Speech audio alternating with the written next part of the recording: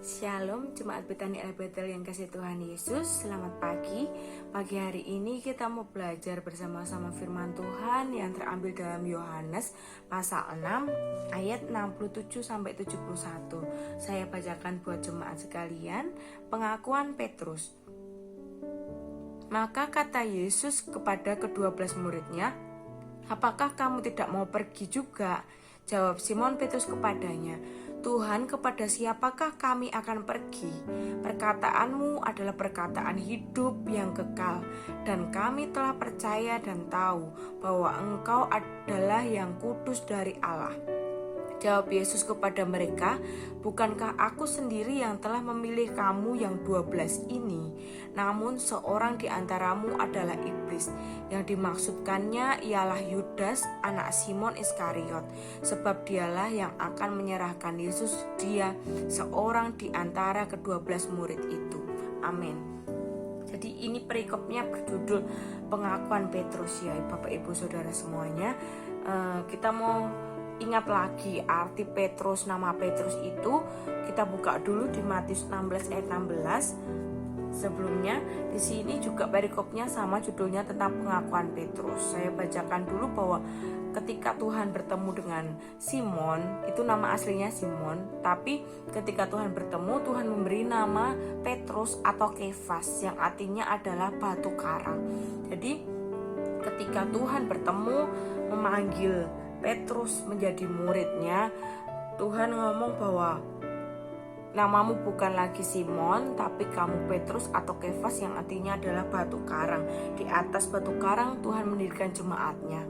Nah, ketika Tuhan bertanya di Matius 16 ini, Tuhan bertanya, saya bacakan dulu. Setelah Yesus tiba di daerah Kaisarea Filipi, ia bertanya kepada murid-muridnya. Tuhan bertanya kepada 12 muridnya, "Kata orang, siapakah anak manusia ini?" Jawab mereka, "Ada yang mengatakan Yohanes Pembaptis, ada juga yang mengatakan Elia, ada pula yang mengatakan Yeremia atau salah seorang dari para nabi." Lalu Yesus bertanya kepada mereka, "Tetapi apa katamu, siapakah aku ini?" Jadi ketika Tuhan bertanya kepada murid-muridnya, "Menurut kamu siapakah aku?" Ada yang menjawab bahwa Yohanes Pembaptis, ada juga yang menjawab Elia, Yeremia atau nabi-nabi lainnya. Tetapi hanya Simon Petrus yang menjawab seperti ini, saudara. Di ayat yang ke-16, maka jawab Simon Petrus, "Engkau adalah Mesias, anak Allah yang hidup." Nah, hanya Simon Petrus yang menjawab bahwa Tuhan Yesus itu adalah Mesias, artinya Kristus.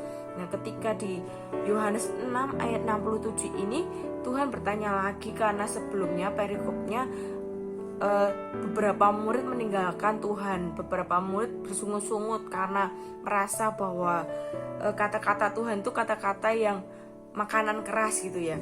Tapi ketika Tuhan bertanya di Yohanes 6 ayat 67 ini, Petrus menjawab seperti ini, saudara. Kita baca ulang di ayat 68. Jawab Simon Petrus kepadanya, "Tuhan, kepada siapakah kami akan pergi?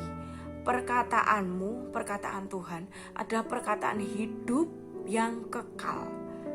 Nah, berhenti di sini dulu. Perkataan Tuhan adalah perkataan yang hidup dan kekal. Di Kamus Besar Bahasa Indonesia dikatakan bahwa hidup itu artinya adalah terus ada, terus bergerak, terus ada.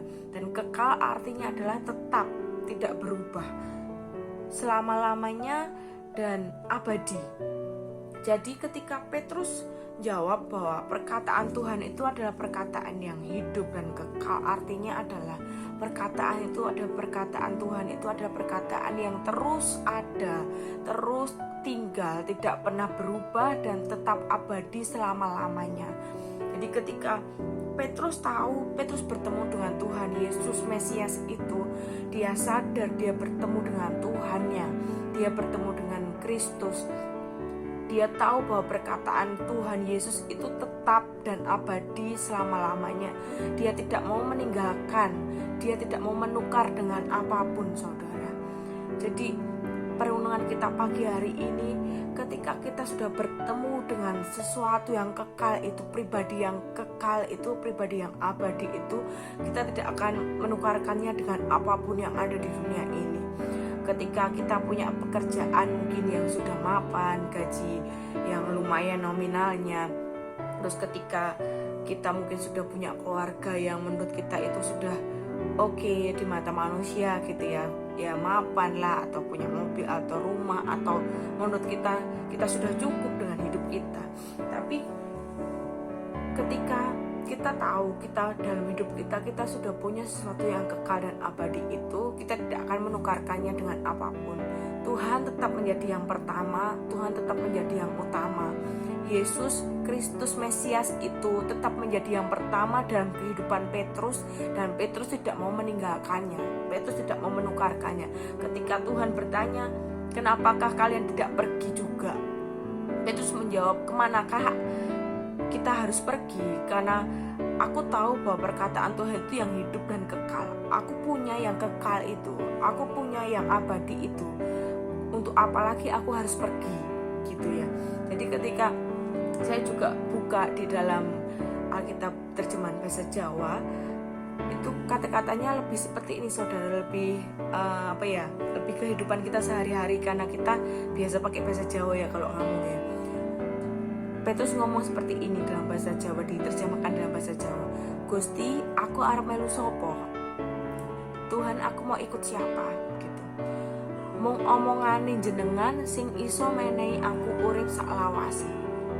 Cuma perkataan Tuhan itu yang memberikan hidup untuk selama-lamanya, memberikan kekal itu, memberi yang abadi itu hanya Tuhan. Jadi pagi hari ini kita mau belajar bersama-sama seperti Petrus. Petrus yang tidak mau meninggalkan Tuhan. Walaupun mungkin banyak orang, murid-murid meninggalkan Tuhan Yesus, tapi Petrus gak mau meninggalkan Tuhan Yesus karena Petrus tahu Petrus punya yang abadi itu. Petrus punya yang kekal itu. Jadi pagi hari ini kita belajar bersama-sama Jemaat Betani Alberta yang dikasih Tuhan Yesus, bahwa kita mau memegang teguh terus sesuatu yang abadi itu, pribadi yang kekal itu, Tuhan kita Yesus Kristus itu, Sang Mesias dalam hidup kita. Kita pegang teguh itu sampai kapanpun, tidak bisa ditukar dengan apapun, menjadi yang pertama dalam hidup kita. Karena ketika kita sudah bertemu dengan yang kekal, yang abadi itu dalam hidup kita, kita tidak akan pernah bisa meninggalkannya. Kita tidak akan pernah bisa menukarkannya dengan apapun dalam hidup kita. Jadi kita belajar bersama-sama pagi hari ini seperti Petrus yang mengakui bahwa dalam hidupnya hanya Tuhan yang abadi, hanya Tuhan yang kekal dan selama-lamanya. Kita belajar pagi hari ini untuk selalu mengutamakan Tuhan dalam hidup kita, dalam setiap pekerjaan kita, dalam keluarga kita, dalam pelayanan kita. Kita selalu pegang sesuatu yang kekal itu, karena kita percaya kita hanya memerlukan kehidupan yang dari Tuhan. Kehidupan datangnya hanya dari Tuhan Yesus yang kekal dan yang abadi itu untuk selama-lamanya. Mungkin firman Tuhan pagi hari ini cukup. Semoga bisa menjadi pedoman dalam hidup kita, menjadi pengingat dalam hidup kita bahwa Tuhan itu adalah, perkataan Tuhan itu adalah perkataan yang hidup dan kekal. Dan kita belajar bersama-sama setiap hari merenungkan setiap perkataan Tuhan lewat firman Tuhan yang menjadi penuntun kita untuk kita menjalani kehidupan kita dalam dunia ini untuk melayani Tuhan dan menyenangkan hati Tuhan. Mungkin itu yang dapat saya sampaikan pagi hari ini. Selamat beraktivitas. Tuhan Yesus memberkati.